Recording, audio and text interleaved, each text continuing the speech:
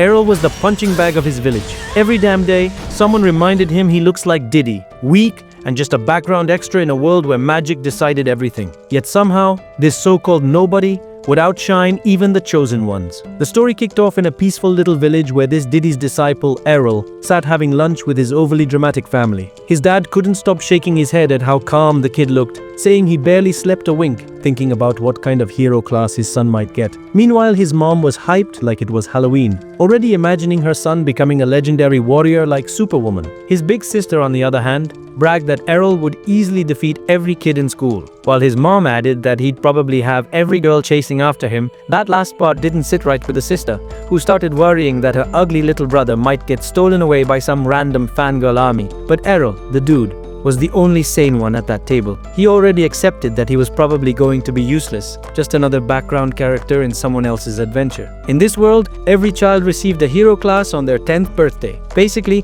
a divine gift from some higher being that decided your entire career path. These blessings could turn a regular kid into anything from a mighty warrior to a humble blacksmith. And that day, the school was packed with these ants, waiting to get classified like they were loot boxes in an RPG. The priest began the ceremony by touching the forehead of the first kid, who immediately saw fiery hammers in his mind. The kid ran back to his dad, screaming like he just pulled Thor's hammer, and soon the priest started blessing everyone else in line. Then came the main event, Errol's turn. His sister whispered that he was definitely getting something amazing, and the whole family started cheering like they were chimpanzees. The entire crowd began whispering too, expecting the son of Sword Princess Farah and Archmage Leon to get some next level class. I mean, with parents that stacked, it was basically nepotism waiting to happen. But life had other plans. Errol closed his eyes, waited for his bad luck to shine, and saw absolutely nothing. Just like your future, pure darkness. The priest blinked in confusion, tried again, then finally admitted that the boy had no class at all. Useless shit.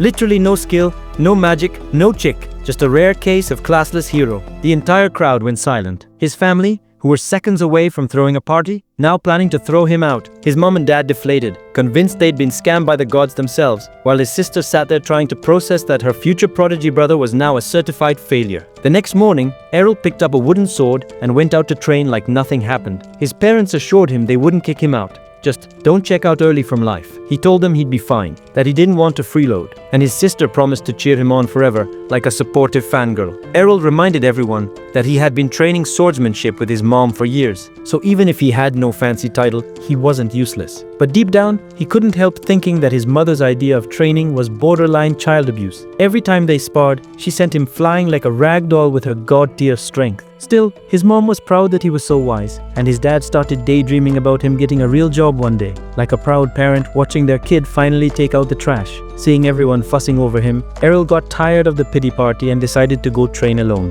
When he reached the training grounds, he spotted two boys dueling. Both were proud holders of the swordsman class, showing off their shiny new skills. When they noticed Errol, they gave him the classic, "Oh, so you are still alive?" Whilst look, he told them he was just there to train, but they laughed it off, saying they didn't even need to train anymore since their class did all the heavy lifting. Then, with smug grins, they offered to show him how real swordsmen fight. And that's when Errol realized this was going to be a living hell. As Errol stood on the sidelines watching those two wannabe swordsmen swing at each other, he couldn't help but notice how clean and flashy their moves looked. Their blades cut through the air with the kind of grace that only came from their shiny swordsman class. It was like watching two peacocks showing off feathers they didn't earn. Errol, who had no class whatsoever, decided he'd had enough of watching them flex. So, he stepped forward and asked them for a duel. That single sentence was enough to make one of the boys choke on his own ego. He burst out laughing, calling Errol crazy for challenging someone who actually had a class. Errol, with the calmness of a monk and the confidence of a man who's had enough BS for one day, simply thought to himself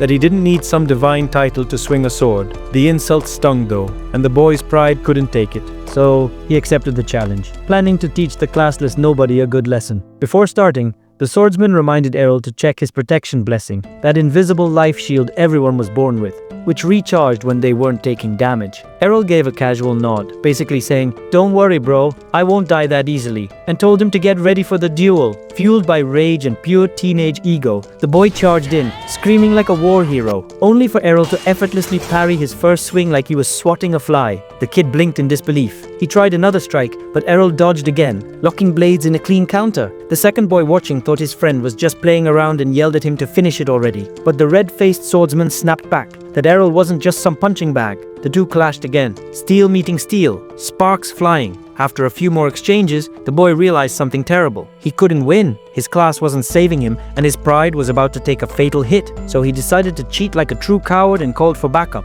The second boy jumped in from behind, trying to catch Errol off guard. But Errol had senses sharper than their brains combined. He felt the attack coming, sidestepped smoothly, and watched as the two idiots bumped into each other mid-swing. Standing there, watching them argue mid-battle about whose fault it was, Errol finally understood the truth. No class in the world could fix stupidity. While they were busy yelling, he dashed in like a shadow. One moment he was gone, the next he was under one of them, landing a clean uppercut straight to the jaw. The poor kid hit the dirt, eyes rolled up. The other panicked and tried to rush in for revenge, but tripped over his own fallen friend. Errol didn't waste the opportunity. Another quick strike, another idiot down. Both boys lay flat on the ground, groaning in disbelief. Errol brushed the dust off himself and casually announced that he'd won. But the losers, bruised and humiliated, started whining that he caught them off guard. Errol, being the unbothered king he was, agreed to a rematch without hesitation. But before they could embarrass themselves further, a sharp voice cut through the field. A red-haired boy with a confident posture and the kind of aura that screamed main character rival told them to stop acting like fools. He said if they lost, they should take the L like real swordsmen,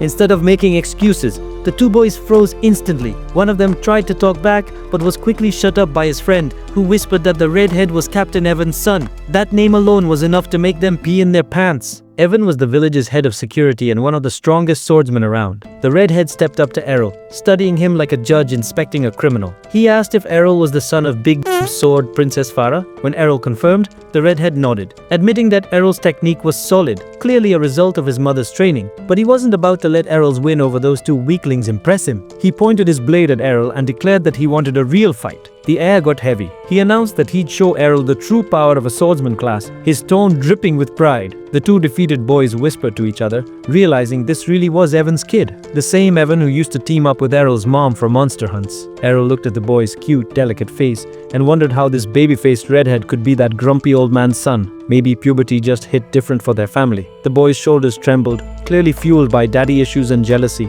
He spoke passionately about his father, a brave, wise swordsman who'd once been the pride of the village, and complained that Errol's mother had stolen the title of strongest swordsman. At that, Errol immediately understood what was going on. The guy wasn't here for honor. He was just salty that his mom was better than his dad. Errol pointed that out bluntly, and the redhead froze, face turning red for reasons beyond his hair color. Embarrassed but trying to save face, he demanded to know if Errol also thought his mother was stronger than his father. Errol didn't even hesitate to confirm it. His mother was the strongest person in the village, and honestly, everyone already knew that. But the redhead wasn't about to let that slide. With pride puffing out of his chest like a rooster before a fight, he bragged that he inherited his father's unmatched swordsmanship. He swore he'd defeat Errol just to prove his family's superiority. After cooling off a bit, the redhead explained that he'd officially become a swordsman a year ago and had been training under his father ever since. With his experience and natural talent, he was absolutely sure he couldn't lose. Errol, meanwhile, just nodded with that calm, yeah, sure, whatever energy, and reminded him that he'd been trained by the Sword Princess herself. So no, he wasn't planning to lose either. The tension grew as both raised their swords. The redhead struck first, slashing down with confidence. Errol instantly parried and retaliated. Sparks flew. The clash of metal echoed through the field as the two went head-to-head like seasoned rivals. The audience, those two idiot swordsmen from earlier, stood frozen, jaws wide open. They couldn't believe their eyes. How the hell was a classless guy keeping up with someone born with divine buffs? As the redhead's attacks grew faster, Errol noticed something. The kid was strong, no doubt, but his moves were wild, driven more by anger than control. Errol stayed calm, waiting for the perfect moment to strike back. But before he could land a clean hit, the redhead suddenly shouted and unleashed a special skill. The twin slice! Two lightning-fast slashes cut through the air, and before Errol could blink, the second strike sent him flying into a wall. For a second, the redhead looked stunned. His first attack had been blocked, impressive for a classless nobody, but the second hit had drawn blood. Errol gritted his teeth, trying to stay on his feet. He asked what that move was, and the redhead smugly explained that it was a swordsman class skill, something a classless person could never block. Errol, stubborn as ever, just wiped the blood off and said he'd figure out how to block it with practice. The redhead paused for a moment, then gave a rare smile, impressed by Errol's sheer guts. A few days later, the morning peace in the house shattered when Errol's sister walked into his room and found him snoring like a corpse. She tried to wake him up with a morning kiss, and instantly got rejected by a headbutt. As Errol jolted awake, the poor girl staggered back. Furious, demanding an apology kiss like some spoiled princess, Errol ignored her and dragged himself to breakfast where his mom Farah smiled like nothing happened. As the family ate together, his sister asked if he was heading out to train again. When Errol nodded, she got annoyed and told him to take it easy. After all, she could take care of him if he needed. Errol didn't even reply. He just stood up and left, leaving her steaming with frustration. She wondered why her brother had suddenly become so obsessed with training ever since coming home covered in bruises. Farah decided to explain. She took her daughter outside and opened a wooden chest. Inside was a pile of broken swords, all snapped and shattered from endless practice. Her daughter's jaw dropped. Farah smiled proudly, saying Errol had been training harder than ever after that duel with the redhead. His determination had reignited her pride as a mother. Seeing that, his sister couldn't stay upset. She promised herself to create a world where classless people like Errol wouldn't be looked down on.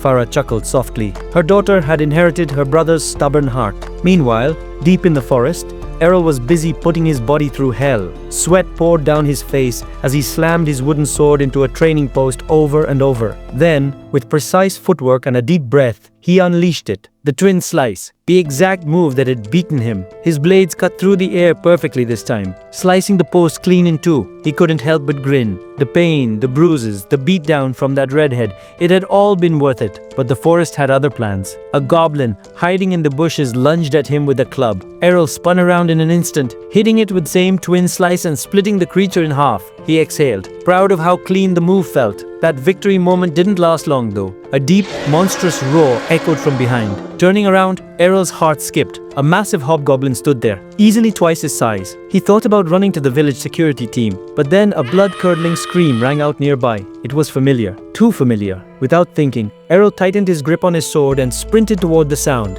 Bursting through the trees, he spotted the redhead, blood dripping from his arm, his sword shaking, and right in front of him loomed the towering hobgoblin, ready to crush him like an ant. Errol quickly pieced it together. The redhead must have been training too, killed some goblins and accidentally attracted their boss. The redhead backed into a corner, eyes wide as the monster raised its club for the final hit. Errol crouched behind a bush, searching for the perfect opening. He took a deep breath, focusing all his energy. As the hobgoblin swung down, Errol appeared like a flash of light. With one clean motion, he executed the same twin slice, and this time, it wasn't practice. The blade tore through the monster's chest, slicing it down the middle. The hobgoblin collapsed with a thunderous crash, shaking the ground as Errol stood over it, breathing hard, but grinning like a badass. And he did it using a skill that supposedly wasn't meant for him. Behind him, the redhead tried to move, but stumbled forward, collapsing right into Errol's arms like he was his wife. Turns out the guy's protection blessing had run out, meaning he was one hit away from the afterlife. Errol sighed, asked if he had any holy water left, but the redhead just stared miserably at his shattered bottle on the ground. Typical. So,